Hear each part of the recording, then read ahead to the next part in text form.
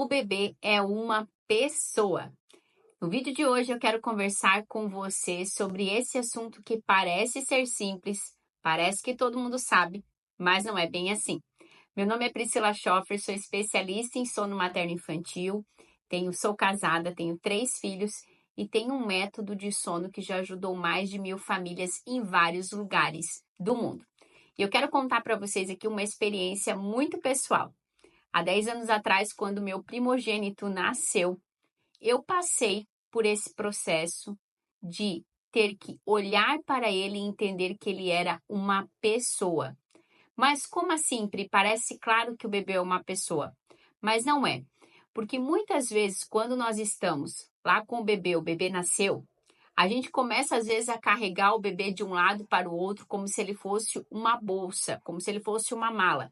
Então, nós só vamos trocando o bebê, coloca no carro, vai para o supermercado, vai para o pediatra, vai na casa da avó, chega a visita em casa, todo mundo pega, o bebê está dormindo, vai para o colo das pessoas. E o bebê só fica circulando em vários lugares, a tiracolo da família. E muitas vezes a gente não se dá conta de que ali nós temos um indivíduo. O indivíduo, ele é uma pessoa. E como pessoa, ele tem características próprias, únicas. E tem também a questão de que é algo sagrado, é uma pessoa, é um indivíduo. Então, ele também merece ser respeitado na sua individualidade. E por que eu estou trazendo esse assunto aqui? Eu lembro que quando o Joaquim nasceu, eu tinha muita dificuldade quando saía com ele, porque às vezes eu estava num lugar com muita iluminação ou ia em casa de pessoas diferentes, ele tinha picos de choro. E quando eu fui entendendo que ele era uma pessoa, eu comecei a fazer um processo de preparação com ele antes de sair de casa. A preparar ele para aquele momento, a conversar de fato. Talvez você se questione, mas Pri, isso funciona? Funciona sim. Eu comecei a explicar as coisas. Filho, a mãe está te trocando porque nós vamos lá na casa da avó. Lá na casa da avó vai ter tal pessoa, tal pessoa. Eles vão querer pegar você no colo, vão querer falar com você. Eu conversava com ele sobre o que estava acontecendo e o que nós iríamos fazer. E eu posso dizer para vocês que isso foi uma mudança de chave muito grande na forma com que ele reagia. Porque quando nós vamos só carregando o bebê igual uma bolsa, muitas vezes ele não entende o que está acontecendo. Existe uma característica que é muito própria dos bebês. Eles gostam de previsibilidade. A criança gosta de previsibilidade. Não é só o bebê que é uma pessoa, a criança também é. Então, muitas vezes a gente só vai trocando aquela criança de 2, 3 anos, colocando no carro, levando para vários lugares, e às vezes a gente não entende por que às vezes em determinados lugares elas têm pico de estresse, até pico de choro, porque elas não foram preparadas para viver aquilo ali. Essa mudança, às vezes muito brusca de rotina, acaba interferindo. Então, a gente precisa fazer essa preparação. Quero trazer aqui algumas informações. Mesmo com 1 semana ou 15 dias de vida, o bebê ele já consegue perceber o que está ao seu redor. Ele entende quando você fala. Ele entende quando você fala. Ele sente quando ele está num lugar seguro ou perdido em um ambiente novo. Então, a gente precisa cuidar como a gente faz essa transição de espaço. Então, ele percebe que ele está num ambiente novo e muitas vezes esse ambiente novo pode trazer uma certa insegurança para esse bebê. E se a gente faz essa preparação, se você fizer essa preparação, você vai sentir que ele vai reagir melhor.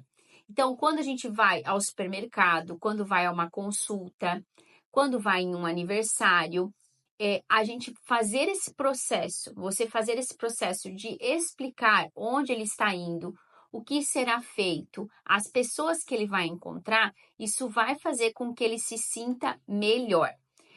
Quero dar um exemplo aqui muito clássico que eu vejo nos atendimentos e também vejo com os meus filhos. Vocês sabem que cada pessoa possui um temperamento. Então, um bebê sensível que estava na sua casa, junto com a sua mãe, fazendo aquela rotina de todo dia, num ambiente onde ele já se sente seguro.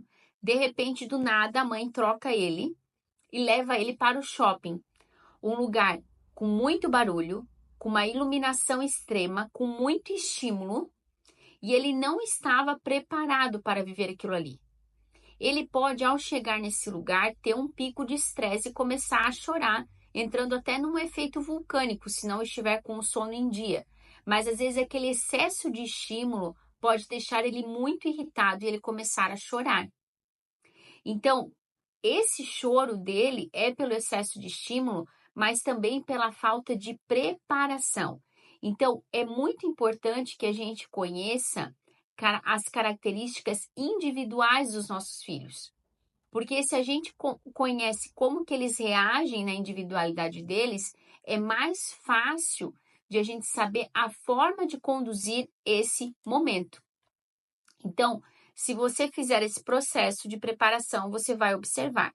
E aqui eu quero trazer algumas estratégias que podem ajudar você quando você precisar sair com o seu bebê. Então, primeiro ponto, converse com ele, fale onde vocês vão, o que ele vai ver, quem que ele vai conhecer, o ambiente, o que vai ter nesse lugar, o tipo de iluminação, isso tudo vai ajudar. Dê tempo para a adaptação.